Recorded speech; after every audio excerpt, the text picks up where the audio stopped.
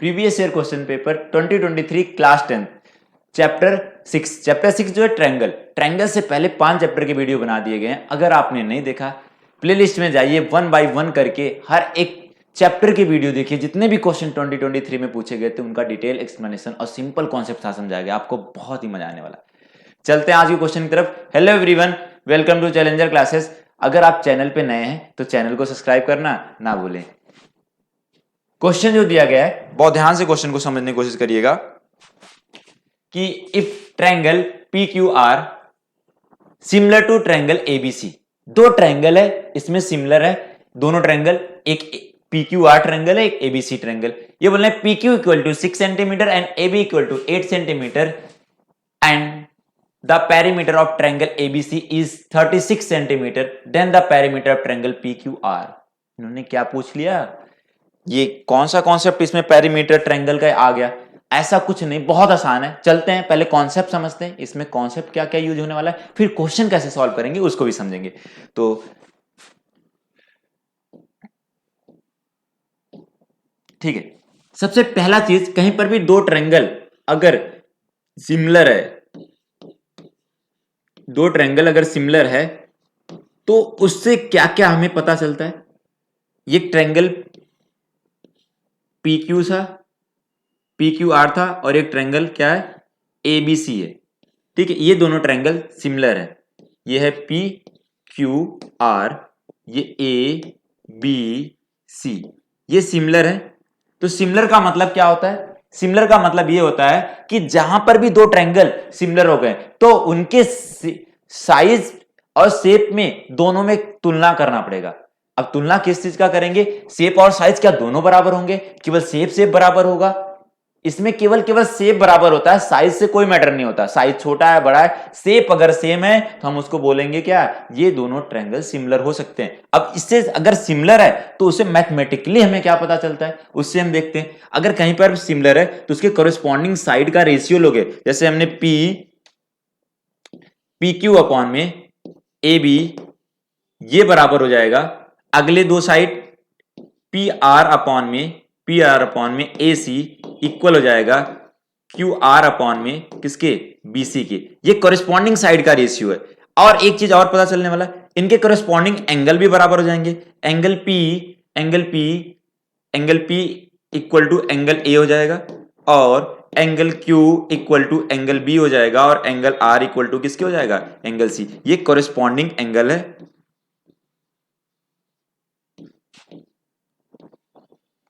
ये corresponding angle हो गए, ये कोरिस्पॉन्डिंग साइड के रेशियो हैं।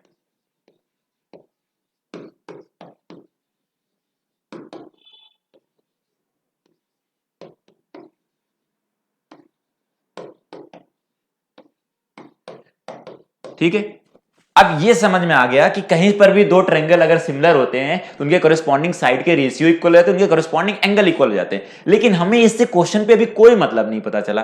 तो क्वेश्चन के लिए अभी हम क्या करते हैं कि और कॉन्सेप्ट को थोड़ा समझते हैं कि जो दो ट्रायंगल को हमने सिमिलर करा था वो दोनों ट्रायंगल को फिर से हमने लेते हैं।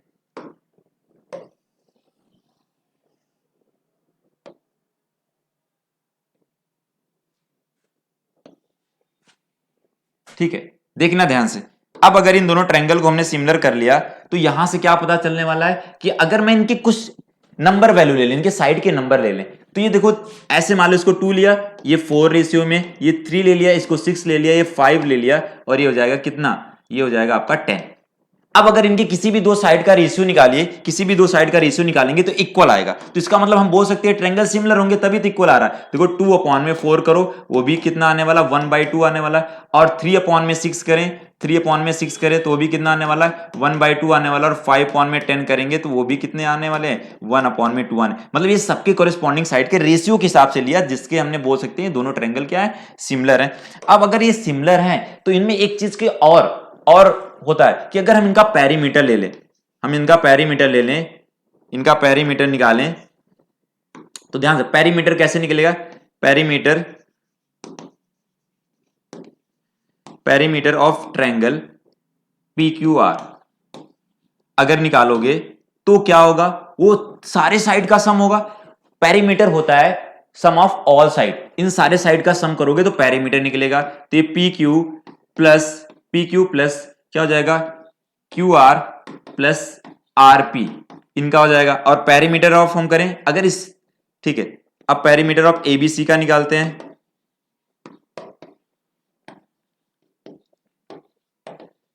एबीसी का निकालते हैं तो ट्रायंगल का जो तीनों साइड का सम करेंगे तो पेरीमीटर निकल जाएगा ट्रायंगल एबीसी का, A B plus B C plus क्या हो जाएगा, सी हो जाएगा, ये हो जाएगा।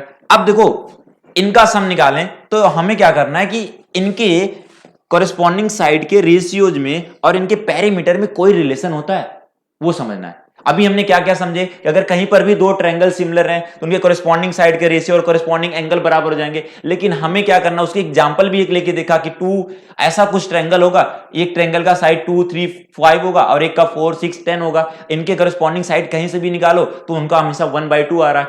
तो ठीक है, अब हम क्या करने वाले हैं, बहुत ध्यान समझना कि अभी हमने देखा सारे कॉरेस्पॉन्डिंग साइड के रेशियो इक्वल आ रहे थे, 1/2 के बराबर आ रहे थे, बस उसी का कोरिलेशन करने वाले हैं। इसका मतलब हमारा जो कॉरेस्पॉन्डिंग था क्या था, पी क्यू अपॉन में A B, P Q upon में ए बी बराबर किसके था, वो था पी आर अपॉन में ए सी इक्वल जो था वो क्यू आर अपॉन में किसके, बीसी के। और अब ध्यान समझना, ये जो होगा इसके पेरीमीटर का रेशियो निकालोगे दोनों ट्रायंगल के, उसके भी बराबर होगा, किसके बराबर होगा, जब इन दोनों ट्रायंगल का पेरीमीटर निकाल के रेशियो निकालो इनका तो भी किसके बराबर आएगा, इसी के बराबर आएगा। अब सर क्या बोल दिए आपने, ये सारा जो सारी चीजें मैंने समझाए वो बिल्कुल समझ नहीं आया, बिल्कुल नहीं समझ में आया, कोई बात नहीं। अब पेरीमीटर पहले निकालते हैं इनका। अभी देखो ये पी क्यू अपॉन में ए बी, इन दोनों साइड का रेशियो निकालोगे तो पी क्यू अपॉन में जो ए बी आएगा वो क्या आएगा, वो 2 अपॉन में 4, उसको कैंसिल करोगे तो कितना आ जाएगा, 1/2 आ जाएगा। और अगर हम आगे वाले किसी साइड का निकालें कि पी आर अपॉन में ए सी निकालें तो उसका क्या आ जाएगा, 3 अपॉन में 6, उसको भी कैंसिल करोगे तो क्या आ जाएगा, 1/2 आ जाएगा। ऐसे हम अगले साइड का भी निकालेंगे तो 1/2 आएगा, वो किसका, क्यू आर अपॉन में किसके आ जाए, बीसी के, तो उसका भी कितना आएगा, 1/2 आ जाएगा।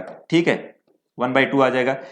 अब हमें समझ में, लेकिन इनके पेरीमीटर क्या होता है, सारे साइड का सम करिए, 2 में 3 + 5 करेंगे तो 10 आएगा, ऊपर आ जाएगा कितना, ये आएगा यहां पर देखो इनका सम आया 10, और इसका A B plus B C plus C A करिए तो इनका सम करोगे तो कितना आएगा, 20 आएगा, 6 + 4 + 10 कितना आएगा, 20।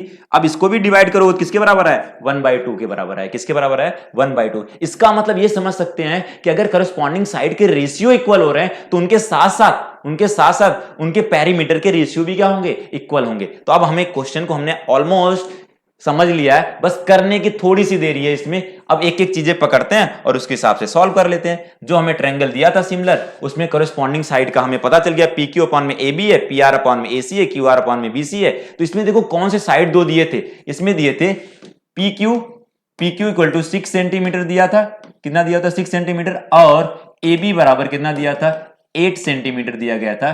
तो हमें perimeter of triangle A B C का 36 दिया हुआ है, triangle perimeter of triangle A B C का कितना दिया हुआ, 36 सेंटीमीटर दिया हुआ। तो हमें फाइंड क्या करना है, फाइंड करना है perimeter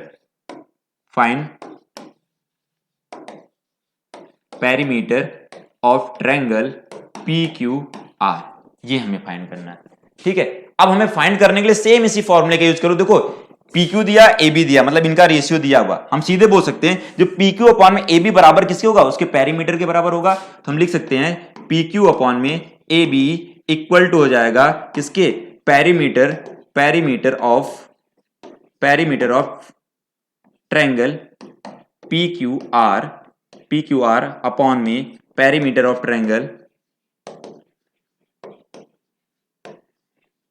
triangle A B C. ठीक है, अब पी क्यू और ए बी की वैल्यू दिया हुआ 6 अपॉन में 8, ध्यान समझना। अब पेरीमीटर हमें निकालना है ट्रायंगल, किसका निकालना है, perimeter of triangle P Q are का निकालना है। और नीचे हमें एबीसी का दिया हुआ, कितना दिया हुआ, 36 दिया हुआ। अब इसको सॉल्व कर लो आप, इसका इधर मल्टीप्लाई कर दीजिए, क्या निकल जाएगा, वहां से निकल जाएगा हमें पेरीमीटर ऑफ, अब इसका इधर मल्टीप्लाई करते हैं तो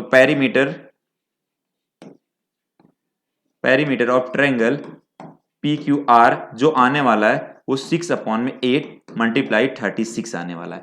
ठीक है, अब बस कैंसिल करके आपको आंसर निकालना, वो पता चल जाएगा कितना पेरीमीटर आया। तो इसको हमने अगर डिवाइड करें तो 2 4 जा 8 और 2 3 जा 6 और जो आया उसको हमने 4 से डिवाइड कर देते, यहां आ जाएगा 9 आ जाएगा। ठीक है, 3 मल्टीप्लाई 9 ये किसके बराबर आ गया? ये 27 सेंटीमीटर के बराबर आया। किसके बराबर आया? 27 सेंटीमीटर के बराबर आया। तो इस क्वेश्चन के हिसाब से जो ऑप्शन आने वाला हमारा बी आने वाला है। कौन सा ऑप्शन सही हो जाएगा? B option. अच्छा, इस क्वेश्चन को करने में मैंने काफी टाइम लगाया, इसलिए लगाया कि आपको पहले कॉन्सेप्ट बिल्ड करना था, कॉन्सेप्ट समझाना था, इसलिए आपको करने के लिए 1 से 2 मिनट लगना चाहिए। अगर इससे ज्यादा लग रहा है तो इसका मतलब आपका टाइम में कमी पड़ेगी 3 घंटे की, जो भी पेपर में करने वाले हैं। तो क्वेश्चन समझ में आ गया होगा आपको, बहुत अच्छे से कॉन्सेप्ट समझ में आया होगा। अगर अच्छे से समझ में आया तो एक कमेंट करना ना भूलें और एक वीडियो अपने दोस्तों तक शेयर करना ना भूलें, जिससे उनका भी फायदा हो सके। आज के लिए इतना, धन्यवाद।